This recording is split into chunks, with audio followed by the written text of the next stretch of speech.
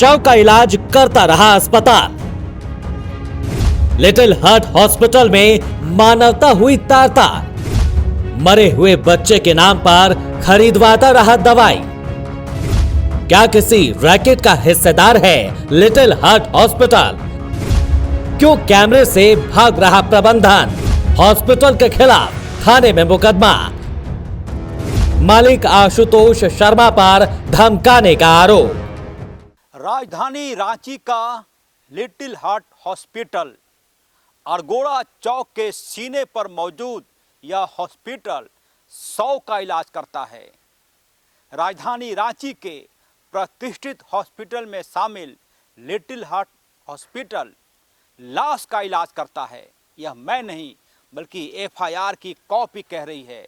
1-2 दिन नहीं, पूरे 15 दिन तक एक मृत बच्चे का इलाज यह हॉस्पिटल करता रहा। एफआईआर की कॉपी एचएनएन की टीम के पास है, जिसमें साफ शब्दों में कहा गया है कि बच्चा मर चुका था, बच्चा दम तोड़ चुका था।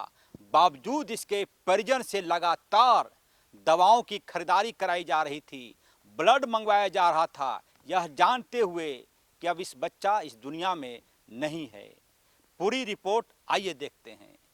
आज हम खड़े हैं झारखंड की राजधानी रांची के अरगोड़ा चौक पे, और अरगोड़ा चौक पे एक हॉस्पिटल है, एक अस्पताल है लिटिल हार्ट हॉस्पिटल, जो लगातार 4 दिनों से विवादों में रहा है। जी हाँ, हम बात कर लें झारखंड के लिटिल हार्ट हॉस्पिटल की, तो लिटिल हार्ट हॉस्पिटल में एक 100 का इलाज किया जा रहा था। जी हाँ, हम उस बच्चे के परिवार के पास आ पहुँचे हैं जिस बच्चे का जो मृत्यु होने के बाद हॉस्पिटल वाले 4 दिनों तक इलाज करते रहे थे।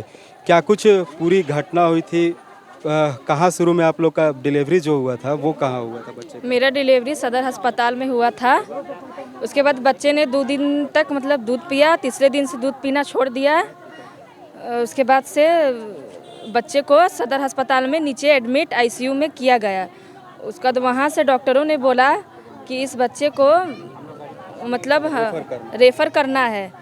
ये जो लिटिल हार्ट हॉस्पिटल है वहाँ पे बोला गया कि वहीं पे रेफ़र करना है। हम लोग बोले कि हम लोग को वहाँ पे लेकर नहीं जाना है, हम लोग को कहना था कि हम लोग सेवा सदन लेके जाएंगे, मगर वो बोले कि नहीं, सेवा सदन नहीं, आप लोग को जहाँ हम भेजेंगे वहीं जाना होगा। हम लोग बोले ये सदर हॉस्पिटल की तरफ से आप लोगों को दबाव दिया गया? सदर हॉस्पिटल की तरफ से हम लोग पर बहुत ज़्यादा दबाव दिया गया था। हम लोग बोले भी कि हम लोग को वहाँ लेके नहीं जाना है, मगर वो बोले कि नहीं, आप लोग को लिटिल अस्पताल हॉस्पिटल में ही लेके जाना है। और हमने वहाँ से पेपर भी मांगा कि बच्चे को अगर आप भेज रहे हैं तो कुछ तो पेपर हमें दीजिएगा ना, तब ना हमें पता चलेगा कि दूसरे डॉक्टर जो इलाज करेंगे बच्चे का क्या इलाज हुआ है, कौन सा दवा चढ़ा है या ना चढ़ा है, ये तो प्रूफ चाहिए ना। लेकिन वो बोले कि नहीं, ये सब सारा कुछ नहीं देंगे, अगर हम आपको भेजते हैं तो लिटिल हार्ट हॉस्पिटल में ही आपको जाना होगा। वही कॉल किए, डॉक्टर से बात किए, वहाँ का एम्बुलेंस को बुलाए और वही वहाँ पे उसके बाद लिटिल हार्ट हॉस्पिटल पर लेकर के आए। 8 तारीख को हमारा बच्चा लिटिल अस्पताल में आया। उसके बाद उन डॉक्टरों से हम मिले, मतलब बच्चे को भी सामने से, सबको तो दूर को हटाइए, लेकिन माँ को भी सामने से देखने नहीं दिया। 10 से 15 फीट पहले बच्चे था और बोलते थे वहीं पे से आप लोग देखिए, तो उतना दूर से हम लोग देख के बच्चे को क्या महसूस करें? बिल्कुल समझ सकते हैं कि जिस तरह के मात्र 3 से 4 दिन का जन्मा हुआ बच्चा को माँ से किस तरह दूर किया जाता है। कहा जाता है कि माँ की ममता जो होती है वो बच्चे का कहीं ना कहीं आधा इलाज जो है वो दूर कर दिया जाता है, लेकिन यहाँ हॉस्पिटल के तरफ से माँ को ही उससे दूर रखा गया, उससे मिलने नहीं दिया गया। हाँ, मिलने नहीं दिया गया और दूर से बोलते थे कि बच्चे को देखें, तो दूर से हम बच्चे को क्या देखेंगे, और बोलते थे कि बच्चे को उठा करके भी दिखाइए, तो वहाँ के नर्स लोग वो चीज़ नहीं करते थे, बस खाली बच्चे को ऐसे इस टाइप से हिला देते थे, तो ऐसे में हम लोग क्या समझेंगे। फिर वहाँ के डॉक्टर से भी मिलते थे तो वही दिलासा देते थे कि 2 दिन कभी ठीक है बच्चा, कभी नहीं ठीक है। से लगातार इसी तरह का सिलसिला चलता रहा, लेकिन 26 तारीख तक के जिस तरह 26 तारीख को आप लोग अंदाजन लगा रहे कि 26 तारीख को ही बच्चा का मृत्यु हो गया था। हाँ, उसके पहले 1 दिन पहले मेरे जो ननद के हस्बैंड है वो बच्चे को देखे। खैर हम लोग को तो उतना ज्ञान नहीं है, हमसे बड़ा है तो उनको ज़्यादा समझदारी है बच्चे के मामले में। वो आए तो बोले कि बच्चे को हमने देखा तो बच्चे के जो शरीर है उनमें से स्क्रैच आके बाहर, पानी बाहर की ओर निकल रहे थे। तो हमारी जैसे कि दीदी ननद लोग ने बोला कि ठीक है, इस बच्चे को हम लोग ऐसा करते हैं, कोई और अस्पताल पे लेके जाके देखते हैं। तो क्या अस्पताल के तरफ से ले जाने का इजाज़त दिया गया? अस्पताल की तरफ से बोला गया है कि बच्चे को डायलिसिस की प्रॉब्लम है। हमारे अस्पताल में डायलिसिस का उपलब्ध नहीं है। बच्चे को यहाँ से बाहर ले जाया गया, अगर डायलिसिस का उपलब्ध है तो अब बच्चे आपका ठीक हो जाएगा। डॉक्टर से मिले तो ये भी डॉक्टर बोले कि डॉक्टर बच्चे वेंटिलेटर से निकलने के बाद आधा घंटा बाद बच्चा मतलब जीवित रहेगा, बच्चे को कुछ नहीं होगा। ये वहाँ वचन के साथ मतलब वो बोले। ठीक है, देखिए जिस तरह भगवान का दूसरा रूप कहा जाता है डॉक्टर को, और डॉक्टर जो पैसे के लालच में लगातार जो आश्वासन पे आश्वासन देते रहे, इन परिवार को लगातार यह आश्वासन देते रहे कि आपकी बच्चा लगभग ठीक हो गया है, और ठीक होने के बाद क्या कुछ मामला रहता है, लेकिन इन ठीक होने का जो सिलसिला है, इस ठीक होने के सिलसिले के बीच में जो 4 दिनों के बीच का जो इलाज चलता है, इलाज जो 26 तारीख को जिस तरह बच्चे की सूचना आप लोग को अंदाज़न लगा कि बच्चे का मृत्यु हो गया, लेकिन उसके बाद भी आपसे खून और पैसे की जो मांग करते रहे कि बच्चे को खून चढ़ाना है। जी हाँ, उस पर लेकिन हम लोग ये सोच रहे हैं सर कि एक बार हम लोग मांग यही कर रहे हैं सरकार से या चाहे कहीं से भी कि हम लोग मीडिया वाला के साथ वो हॉस्पिटल में हम लोग फिर जाएं। हर माँ बाप का, हर बच्चा का माँ बाप से हम लोग पूछताछ करें ताकि हर कोई को वहाँ पे पता चले कि मेरा बच्चा कितना दिन से भर्ती है, ताकि सरकार तक भी इलाज हो रहा है, क्या इलाज हो रहा है, नहीं हो रहा। क्योंकि अगर हम लोग अकेले जाते हैं तो कुछ भी वहाँ पे इल्ज़ाम लगा सकता है। इसलिए हम लोग सोच रहे हैं कि एक बार मीडिया वाला के साथ हम लोग अंदर जाएं और हर बच्चा का माँ बाप से ये विनती करें कि आपका बच्चा कितना दिन से भर्ती है, आप सच बोलिए। सच तो बोलेगा ही क्योंकि उसका बच्चा है 1.5 महीना से 2 महीना से भर्ती, तो झूठ क्यों बोलेगा। हर कोई, हम यही चाह रहे हैं कि मेरे बच्चा के साथ हो और किसी बच्चा के साथ, किसी माँ के साथ ऐसा दुर्घटना ना हो। बस यही मेरा सरकार से निवेदन है, और इसको आगे से आगे जितना मामला है बढ़ाइए, और हम लोग को इंसाफ चाहिए।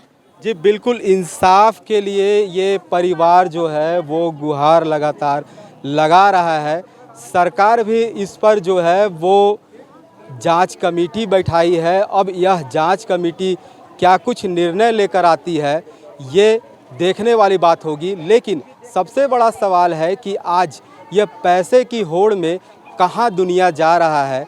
जिस डॉक्टर को लोग भगवान मानते हैं, आज वही डॉक्टर हैवानियत पर उतर गए हैं। क्या कसूर इन परिवार का यह है कि इन्होंने एक बच्चे का जन्म दिया? क्या कसूर यह है कि यह हॉस्पिटल में उस बच्चे का इलाज करने गए? सवाल बड़ा है, विचार जरूर कीजिएगा।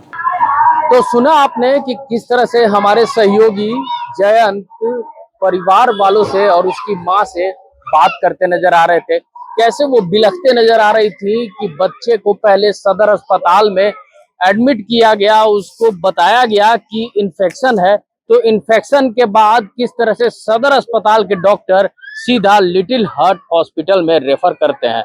अब सवाल यहाँ यह भी उठता है कि जब रिपोर्ट मांगा जाता है, डिस्चार्ज पेपर मांगा जाता है, रेफर पेपर मांगा जाता है, तो सदर अस्पताल से भी रेफर पेपर नहीं दिया जाता है और डायरेक्ट आनन फानन में केवल फोन के माध्यम से लिटिल हार्ट हॉस्पिटल में डॉक्टर्स एडमिट भी कर लेते हैं उस बच्चे को और उसका इलाज करना शुरू कर देते हैं।